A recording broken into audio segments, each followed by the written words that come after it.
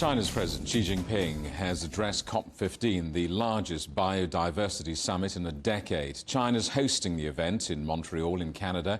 Representatives from nearly every country are attending in the hope of trying to reach an agreement to shape the next 10 years of global action. Last year, during the first phase of COP15, President Xi announced China's initiative to establish the Kunming Biodiversity Fund and invest $216 million to support biodiversity in developing countries. Well, let's talk now to our correspondent Ediz Tiyansan, watching events for us in Montreal. Ediz, so President Xi has spoken. What did he have to say?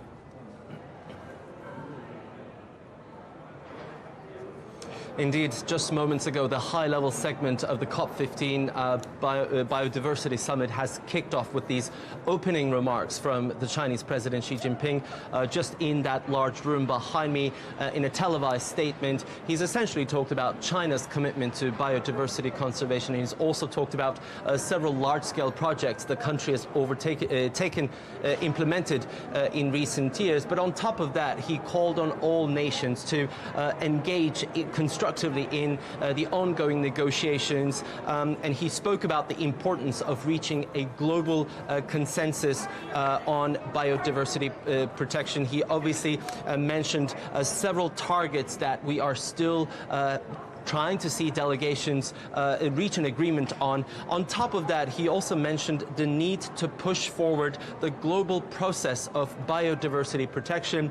Speaking of the process, he touched on the issue of capacity building, addressing climate change, as well as stemming the nature loss and other global challenges that are all spoken about in this summit.